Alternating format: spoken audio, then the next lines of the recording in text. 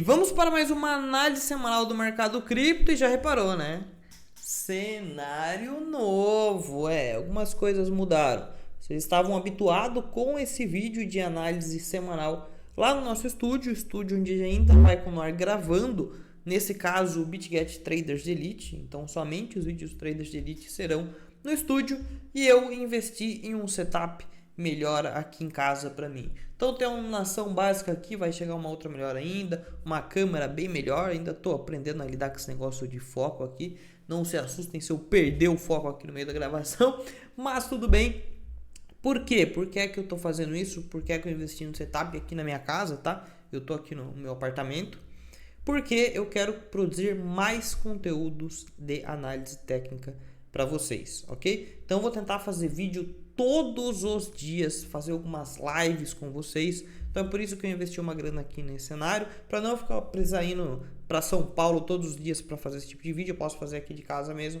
Então as nossas análises semanais vão ser feitas aqui nesse cenário. Eu vou melhorando eles aos poucos, mas eu já acho que tá bem legal, tá bem bonitinho. Qualidade, acredito que esteja boa, é a mesma câmera que eu utilizava lá no estúdio.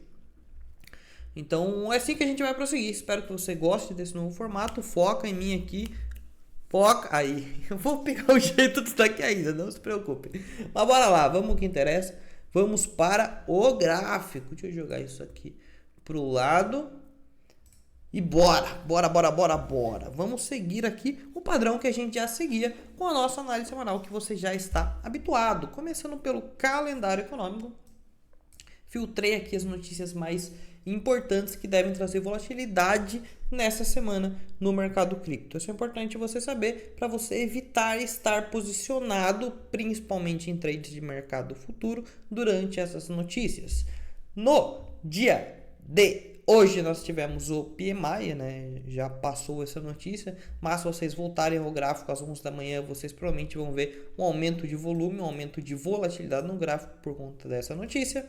Amanhã, feriado nos Estados Unidos, o dia todo, então esperem um dia de baixa volatilidade, de baixo volume até no mercado cripto por conta desse feriado. Por quê? Porque os players que movimentam o mercado vão estar de buenas, vão estar de folga. Na quarta-feira temos as atas da última reunião do FONC, nosso querido amigo Jerome Powell, às 3 da tarde, sempre traz bastante volatilidade. É comum vocês verem uma volatilidade lá pelas 3h30, 3h40, que é o tempo da galera ler a ata e tomar alguma decisão.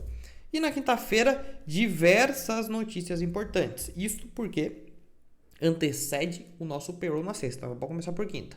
Quinta temos variação de empregos privados, ADP 9h15 da manhã, 9h30 pedidos reais por seguro-desemprego, 10h45 PMI do setor de serviços, 11 horas PMI de não manufatura, também às 11 horas oferta de emprego JOLTS e meio-dia estoque de petróleo bruto. Tudo isso para na sexta-feira a gente ter o nosso querido payroll 9h30 da manhã, o relatório de emprego não agrícola norte-americano.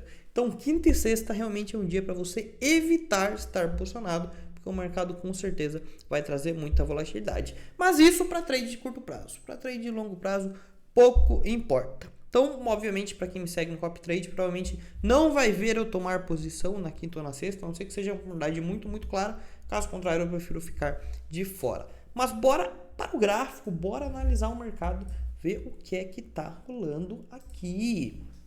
Bom, quero começar pelo nosso querido ouro. Nosso querido ouro. Por que ouro? A gente já comentou em outros vídeos que a correlação do Bitcoin com o ouro esse ano estava muito forte. Agora, nesses últimos dias aí, nas últimas 2 semanas, mais ou menos, deixa eu ver. Nas últimas 3 semanas, essa correlação foi perdida. Mas isso não significa que ela não possa voltar para o segundo semestre. Então é muito importante ficar de olho no gráfico do ouro. E ele vem fazendo um movimento que a gente já havia dito que ele provavelmente faria, que é o estreitamento dentro da cunha. Quando a gente desenhou essa cunha, foi no vídeo da análise acredito que de 2 semanas atrás, então o preço estava mais ou menos aqui, eu disse que o ouro ele deveria se estreitar ao máximo para daí sair dessa consolidação e provavelmente para cima. Por quê? Porque foi um estreitamento até mais ou menos a região de 50% de Fibonacci, ou seja, um estreitamento comum, um estreitamento de pullback. Então a gente pega o topo fundo, a gente vê que recuou até mais ou menos 50%. Então a probabilidade maior é que o ouro ele rompa essa formação de cunha para cima e entregue um movimento de alta nas próximas semanas. É isso que vai acontecer? Não sei, mas essa é a probabilidade maior. Nós tivemos aqui alguns sinais de que isso pode acontecer, de que esse estreitamento possa ter chego ao fim.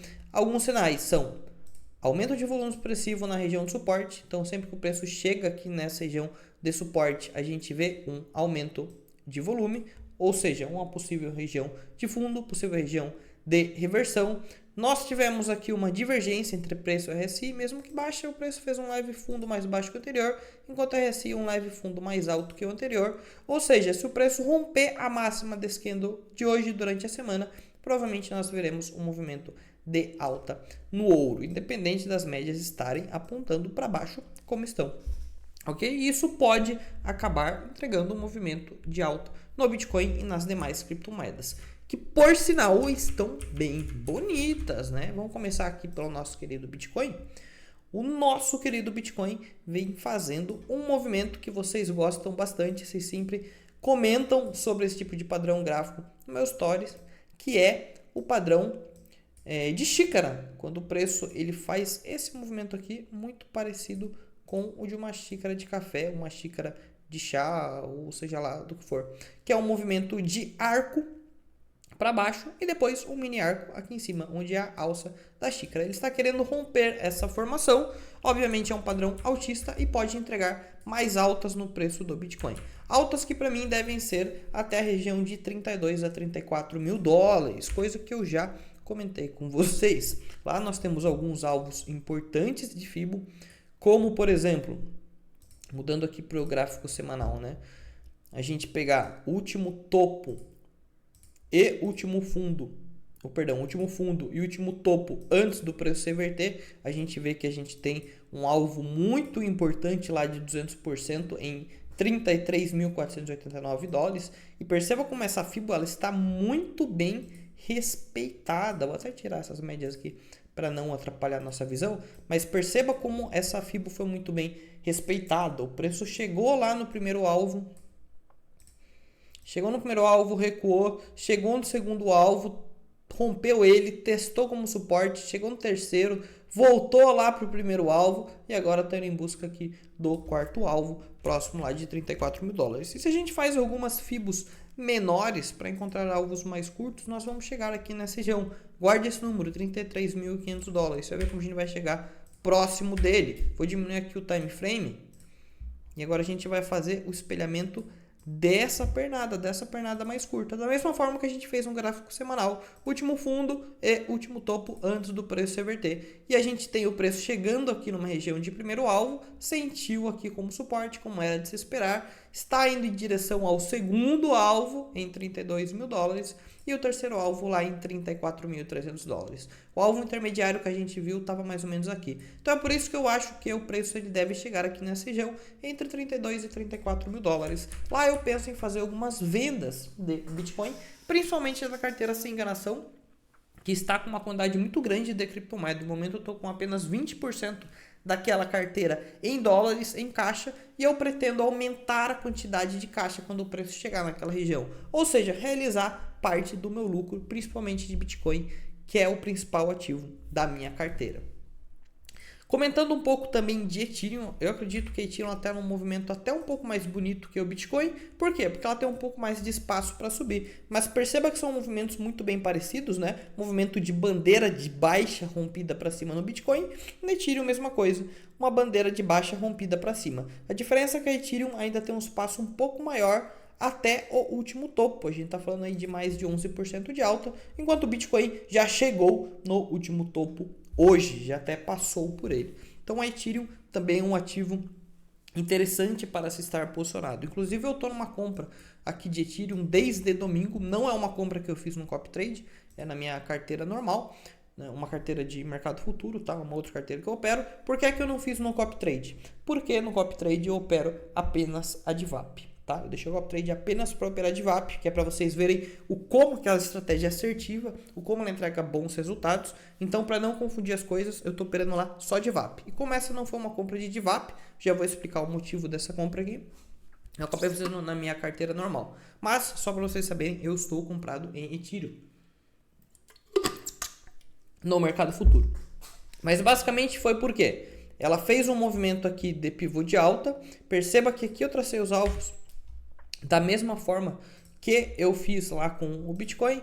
Último fundo e último topo antes do preço reverter. Eu usei um topinho até um pouco mais curto para ter alvos menores, ok? Mas se você jogar aqui para esse topo, provavelmente o alvo vai dar lá no último topo. Aí, ó, deu muito próximo aqui do último topo. Mas como eu estou buscando alvos um pouco mais curtos, porque eu estou bastante alavancado, eu peguei aqui esse topinho, joguei aqui para cima, o preço chegou no segundo alvo, recuou até o primeiro e rompeu. O que me dá a entender que ele vai buscar o terceiro alvo, que é onde está aqui o alvo final do meu trade lá em $2.000, que também coincide com esse último topo aqui, ok? Perceba que o preço ele não vem fazendo divergência, então conforme o preço vai fazendo topos mais altos que os anteriores no diário, o RSI também vem fazendo aqui topos levemente mais altos, ou seja, estou bem tranquilo em me manter comprado aqui nessa posição de Ethereum.